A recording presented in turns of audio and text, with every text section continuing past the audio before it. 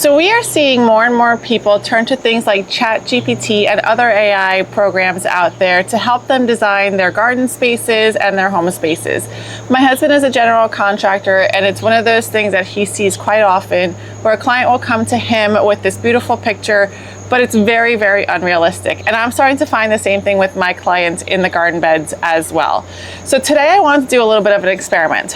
What I wanted to do was upload a picture of a space that somebody wants to work on and give ChatGPT some prompts in there to see what it would kind of come back with and spit out, and see how we can figure out how to make this work for us in our space. Now, by no means am I advocating the use of ChatGPT, but I also know that it's something that's out there and is not going away. So regardless of what I say, people are going to make a decision on their own, whether it's right for them to use it or not. What my goal is here is more to educate people in terms of how to use it if they decide to use it, how to use it properly, and what things to look out for in case you decide to go ahead and use it. So here is the image of what I'm working with. It is basically just a shed. It is flanked by 2 trees. One is a dogwood, one is a very, very large, very old tree. I'm not 100% sure what it is because I'm not an arborist. So it is a relatively shady garden area. The people that have asked me to work on the area did tell me that it doesn't get completely dry, but it doesn't stay too moist. You can't really fully understand that until you start digging in the area to really examine the moisture retention of the soil. My guess is with those 2 large trees there, my guess is that it is probably a little bit of a drier space just because you have one really large tree as well as a dogwood. I'm assuming that it's pulling a lot of water, but you can't really tell until you start digging. Now, my first prompt was fairly simple. All I did was upload the picture, and all I wrote was, help me create a garden bed around this shed that is mostly shade and has 2 large trees on either side. So ChatGPT did the right thing. What it did was then it started asking me a lot of questions about the bed, about the space, about my habits, about things of that nature. And I think that it did a really nice job in terms of asking those questions. So the thing that I would take away here is those are the same types of questions that you want to be asking yourself. So for example, do you want the garden to wrap around the entire shed or mainly create a beautiful planting bed across the front and soften the 2 corners? So essentially, are you keeping the space as is? Are you expanding it? Do deer regularly visit this part of your yard? And that is important to note because this client did have a fence around their yard. The fence was a 4-foot fence. A 4-foot fence to a deer is basically like a speed bump to you and I. That does nothing. So while they don't get a lot of deer pressure right now, only because their backyard right now is just basically lawn, if we start planting things in there that the deer really like, they're going to get a lot of deer pressure. So you want to think something like that through. What do you want this garden to feel like? Lush and woodland-like, neat and structured, or colorful and cottage-inspired? So you want to have some ideas in there in terms of inspiration. So if you don't necessarily know what these terms look like, or if you have an idea in your head, but you're not 100% sure, maybe Google search some images, and that would kind of help guide you in terms of which direction you want to take it. How much maintenance are you comfortable with? Very low, occasional seasonal cleanup, or are you happy with regularly pruning, dividing, and tending to plants? Now, here is something I think you have to be very, very honest with yourself with. I've heard a lot of people say, oh no, I'll be fine out there once a week, tidying up and tending to them, and then being very unhappy with their choices. I've also heard people say, I want something that you set it and forget it and you never have to tend to it.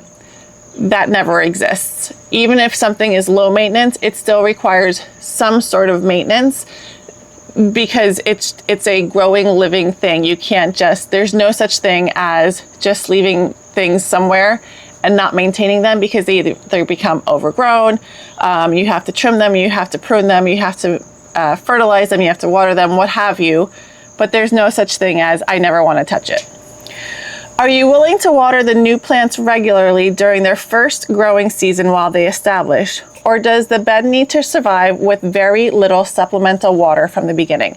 I think this is a very, very, very important question. And quite honestly, I don't even know if it's a question more as a statement. Because as far as I'm aware, any new plant that you put into a space needs to be watered regularly until those roots establish.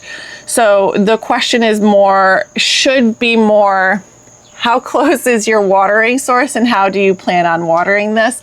Are you planning on watering this by hand? Are you planning on watering this by sprinkler? Are you planning on adding a drip system? How are you necessarily handling the watering situation until the roots get established? I have yet to really know of any plant where I can just plant it in the ground and not have to tend to it, unless it's a very, very rainy season, which we're having right now. But you can't necessarily depend on that. Sometimes you have drought, sometimes you have drier conditions. Sometimes you're planting underneath a tree where you have dry soil in general. You need to water those plants until they get established. So to me, this question is a little bit misleading. I did add there that there is a water source very close by and I will be adding drip, but that might not be the case in your situation. Approximately what budget would you like to work with for your plants, your soil amendments, mulch, and drip irrigation? So I answered that question. Now it says from everything, all the information that it's gathered, it has a good idea of what it should be. So it spits back out an image, which is their first concept. So what it gives me back first is a list of plants that it would recommend. So Japanese plum yew for evergreen structure, 3 hellebores, a low hedge of barrenwort. It also recommends 3 Christmas ferns, some big root geraniums, and a repeated ribbon of epimedium along the outer edge. Now on the other side, along the side of the dogwood, it's also mentioning 3 more compact plum yews, some more hellebores, coral bells, more Christmas ferns, some more geranium, and some white foam flower. It basically breaks down the expense versus the budget in terms of how much you should expect each one to cost. I think it does an okay job in terms of breaking this down. I would say in terms of plant material, based off the amount of plants it recommends, it's probably on the low end. I do think that the expense is probably going to be greater than that. The drip irrigation, it estimated about $100. To me, that's probably close. Again, it's probably more on the low end of what you would end up spending. It would be $100 if you could get the exact amount that you needed. But sometimes you can't get the exact amount. Sometimes you have to get more because of the pack sizes that it comes in. So I don't know if the budget versus the expense is actually realistic. It's very tight for what the amount of plant material that it's listing, as well as the compost and the mulch, in my area at least. So now it shows me an image. So I thought it was a good start. What I didn't like about it was that it was basically all one height. There was not a whole lot of height variation. Obviously the height variation was the dogwood and the really tall, large old tree that we have on the right hand side. But then outside of that, everything was fairly low to the ground. The other thing that I didn't like about it was, I know from my experience in gardening that once the winter hits, most of this will die back down to the ground. And so I wanted to get an understanding of what the seasonal interest is going to look like. So this is where things started to fall apart, because I wrote, there is no seasonal interest. This will look good in the spring and summer, but we need to add more fall and winter interest. So for fall, what I'm looking for is those brightly colored leaves, those more burgundies and reds and oranges and yellows. And then for winter interest, evergreens are an obvious choice because it keeps the space looking less barren. But there are other ways to add winter interest as well. Whether you're going to add, something like your hydrangeas, you do not have to cut off your bloom heads. That adds winter interest to it. Grasses, if you don't cut them back and they don't flop, which some of them do, that can add some winter interest as well. Bark interest, different types of tree shapes, different types of bark color. For example, your red twig dogwood, your yellow twig dogwood, that adds a lot of bark interest as well. So it's not just evergreens that you can utilize to add winter interest. So I called that out, I typed it in, I re-prompted it to send me an updated image. And so now it revised it. And like I said, this is where things start falling apart, because now it's expanded the garden bed and it has put in there an oak leaf hydrangea, or it's calling it an oak leaf hydrangea. What it has put in here is definitely not an oak leaf hydrangea though. It resembles a hydrangea, but I can tell by the blooms, and that is just not an oak leaf hydrangea. So it does a little bit of a better job here, but the problem is now with what it's done, now if I were to bounce it up against my expenses, I'm no longer aligned in terms of what my plant material costs, because some of the things that it has thrown in here is now getting to be more expensive because it's a lot less perennials and a lot more tree shrubs.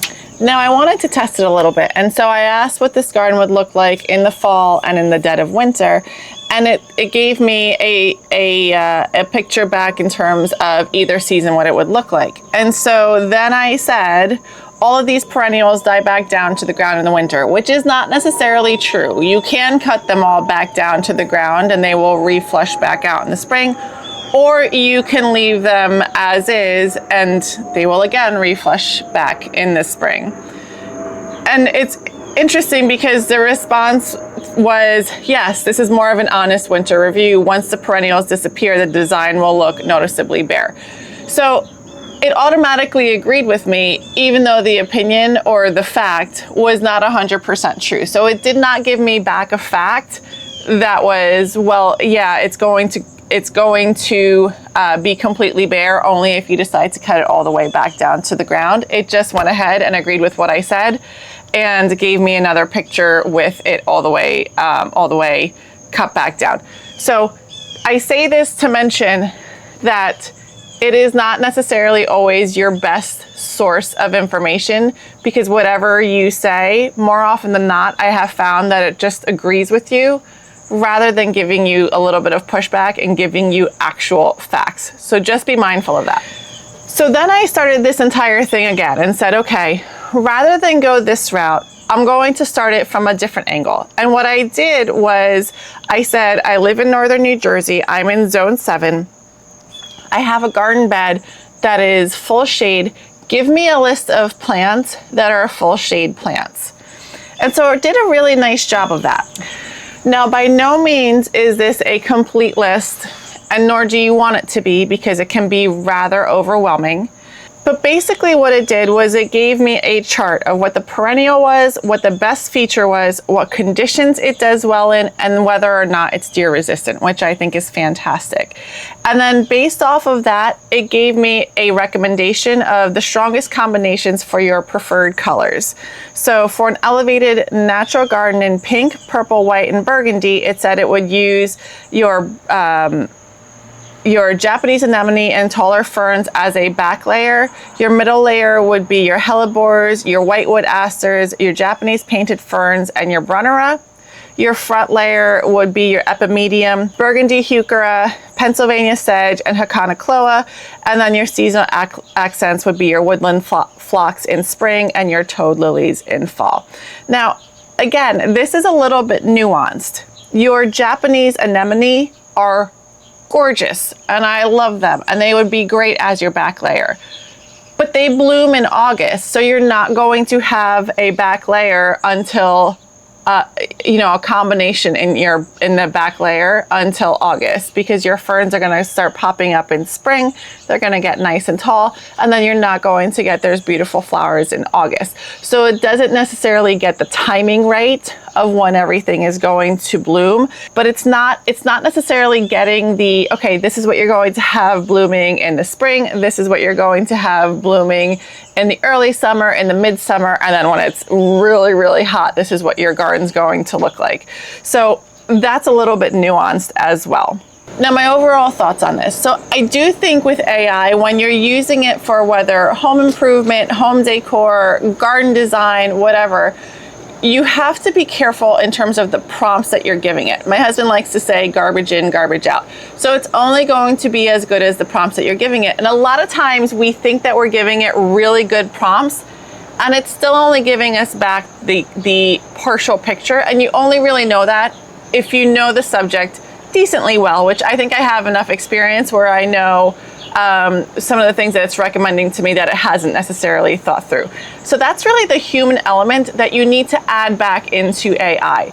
So my recommendation is, if you're thinking about starting a new garden bed, or if you want to redesign a garden bed, AI isn't a bad place to start. I mean, if you just want some ideas out there, it might be a good place to start to give you some inspiration, some thoughts.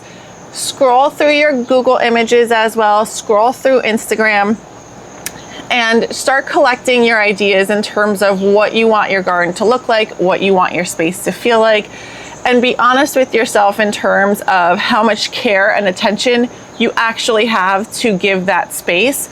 And then start compiling all of that information and see what ChatGPT gives you back, if you want. Based off of that, I would then go and talk to people at your local garden centers, make some connections, build your relationships there. Because honestly, I have learned so much more from the people at the garden centers. And it's not just necessarily the people that work there, but it's also the people that visit there, basically because I live at some of these garden centers. But they share with you things that you never thought of, that you've never heard of.